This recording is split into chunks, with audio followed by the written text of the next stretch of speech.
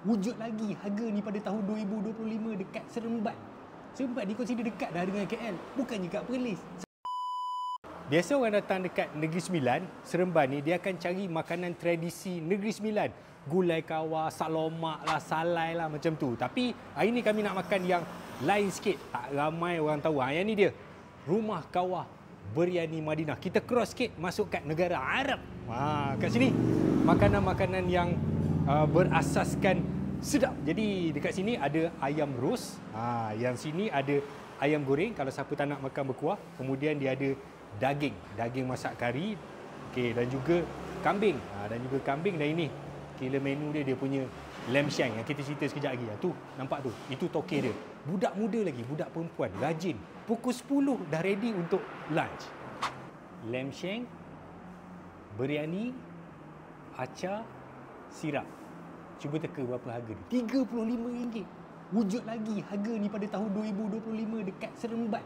Seremban ni consider dekat dah dengan KL, bukannya kat Perlis. Siapa kata Perlis makan murah? Seremban ada je makan murah. Kau orang ni yang tak pandai cari. Nak berniaga ke nak buat kebajikan? Apa ni makan pakai sudu? Ingat Abang Japar tak baca komen ke? Makan pakai tangan lah. Bismillahirrahmanirrahim. Tapi penyelamat keadaan ayam roast. Sebab siapa yang follow saya, dia tahu saya tak berapa makan kambing. Jadi kena ada ayam lah. Rasa rempah dia, pedas dia, lemak dia, semua cukup. Semua memang menepati piawaian channel AJ. Kedai ni, lokasi dia terletak di jalan Seremban Jelebu. Boleh cari je nama kedai dia, Rumah Kawah Biryani Madinah. Betul-betul tepi jalan. Kalau anda datang daripada Plus, mungkin dia jauh sikit, mungkin dalam 20 kilo macam tu. Tapi kalau datang daripada Highway Lekas, memang tak jauh daripada Highway Lekas. Ikut Lekas, lebih lekas lah maksudnya. Banyak sebenarnya tempat-tempat makan sedap dekat Negeri Sembilan ni kan. Cuma yelah, kita kadang tak explore gitu kan.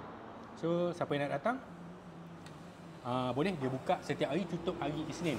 Dia jual lunch pukul 10 tapi dah ready. 10 sampai pukul 4. Biasanya, kalau anda tak nak sibuk nampak aman damai ni, datang pukul 10. Kami bijak. Kami datang time tak busy. Jemput datang.